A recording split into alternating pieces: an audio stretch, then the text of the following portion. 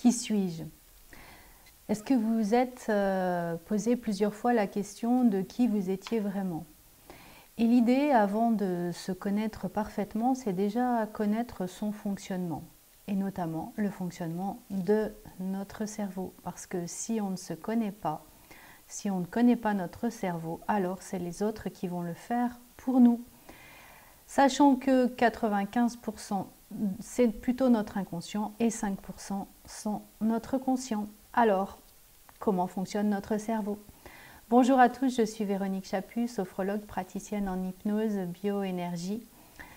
Et notre cerveau est vraiment quelque chose qui est passionnant. Bien sûr, on a toute notre inconscient, ce 95%. C'est tous les programmes intérieurs. Alors bien sûr, ça va de la pousse des cheveux où on n'a vraiment aucune conscience de comment ça fonctionne, mais on a aussi tout ce qu'on a acquis silencieusement, c'est-à-dire notre éducation, la société, la famille, tout ce qui nous a forgé, moulé au cours de notre enfance avec les drivers qu'on connaît maintenant plutôt pas mal, soit parfait, soit fort, fais plaisir, dépêche-toi, fais des efforts. Et tous ces drivers nous ont conditionnés et conditionnent en tout cas la personne qu'on est. Alors par rapport à tout ça, comment fonctionne notre cerveau et surtout comment va-t-on l'utiliser? Il faut déjà savoir que le cerveau va retenir beaucoup plus facilement le négatif que le positif, tout simplement parce que ce négatif, c'est aussi une façon de pouvoir rester en vie et d'être dans la vigilance, c'est-à-dire faire attention à tout ce qui pourrait être dangereux. Le cerveau, lui, il va créer comme un ordinateur par rapport à ses logiciels, et les logiciels de notre corps, c'est les expériences, c'est nos croyances. Donc, en fait, on n'a pas besoin de savoir si c'est réel, si c'est la réalité. Du moment que c'est notre réalité, alors notre cerveau s'en contente. Il est relativement conformiste, puisque effectivement, ce n'est pas tellement la vérité qui compte, mais ce qui va compter le plus, c'est vraiment notre appartenance à un groupe. Par exemple, de nombreuses études ont montré que il vaut mieux que l'on dise quelque chose qui n'est pas conforme pour nous, mais rester dans le groupe, plutôt que de pouvoir donner son avis qui va prendre, en tout cas où on va prendre le risque d'être exclu, rejeté du groupe. Donc on va se conformer, c'est la conformité de H. Notre cerveau, en plus de ça, il ne fait pas la différence entre ce qui est réel ou imaginaire.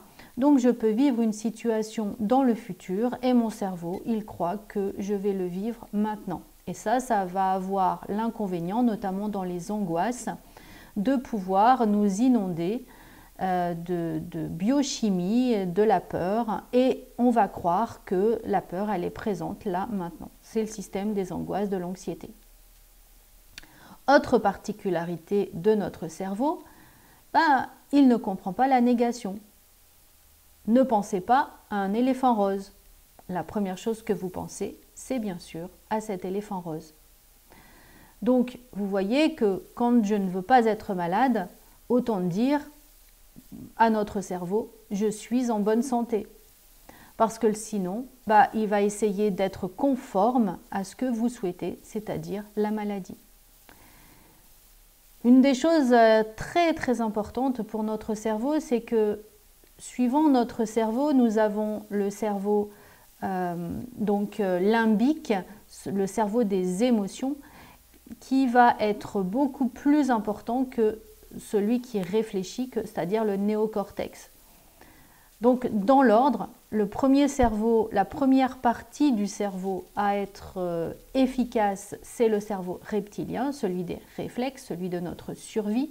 Le deuxième, c'est le cerveau limbique. Et malheureusement pour nous, en dernier, c'est le cerveau qui est raisonnable, c'est-à-dire le néocortex. Donc, lorsque vous voulez faire quelque chose, il va falloir avant tout s'occuper de son émotionnel pour pouvoir gérer le raisonnable. Si vous souhaitez absolument faire quelque chose de raisonnable, vous pourrez toujours essayer. Les bonnes résolutions en sont une preuve. Malheureusement, ça ne fonctionne pas. Et puis même si ça fonctionne temporairement, ça ne fonctionnera pas à long terme. Voilà quelques astuces pour mieux comprendre votre cerveau. Donc, l'idée, c'est de valoriser vraiment le positif parce que de toute façon, il aura plus de mal à le remarquer.